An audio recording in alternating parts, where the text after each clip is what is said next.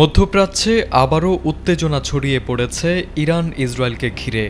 মাত্র ১২ দিনের সংঘাতে ইরান যে সামরিক শক্তি প্রদর্শন করেছে তা আন্তর্জাতিক পর্যবেক্ষকদের দৃষ্টি কেড়েছে। বিশেষজ্ঞদের মতে ইরানের আধুনিক ক্ষেপণাস্ত্র ব্যবস্থা ইসরায়েলের আয়রন ডোম প্রতিরক্ষা প্রযুক্তিকে প্রায় অকার্যকর করে দিতে সক্ষম।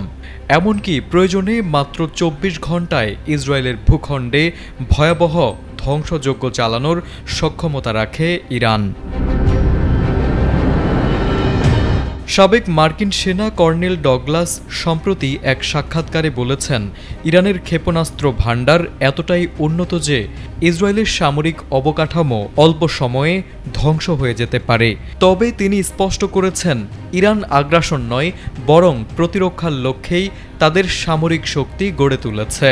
তার মতে ইরান জানে কিভাবে প্রতিরোধ করতে হয়, কিন্তু তারা যুদ্ধ শুরু করতে চায় না। গত সংঘাতে ইরানের ক্ষেপণাস্ত্র হামলায় ইসরায়েলের আয়রন ডোম কার্যত অচল হয়ে পড়েছিল বলে দাবি করেছে তুর্কি বিশ্লেষক ইব্রাহিম কালাশ।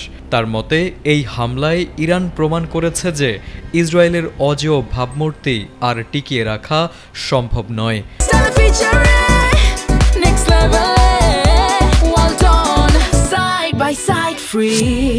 আক্রমণের সময় ইসরায়েলের প্রধানমন্ত্রী বেনিয়ামিন নেতানিয়াহু ও উচ্চপদস্থ কর্মকর্তাদের নিরাপত্তার জন্য বাংকারে আশ্রয় নিতে হয়েছিল, যা দেশটির জন্য এক বিব্রতকর মুহূর্ত তৈরি করে।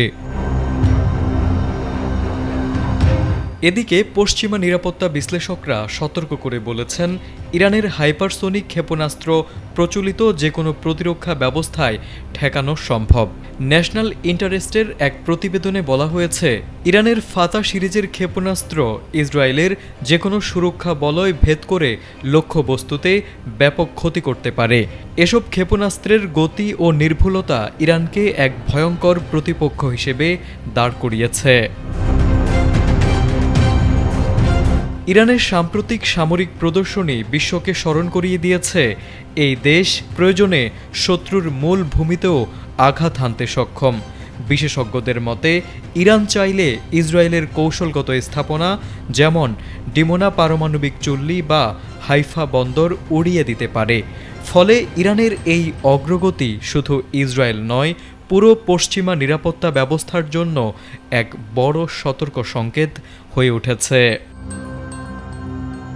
তারেক আজিজ, এটিএন বাংলা।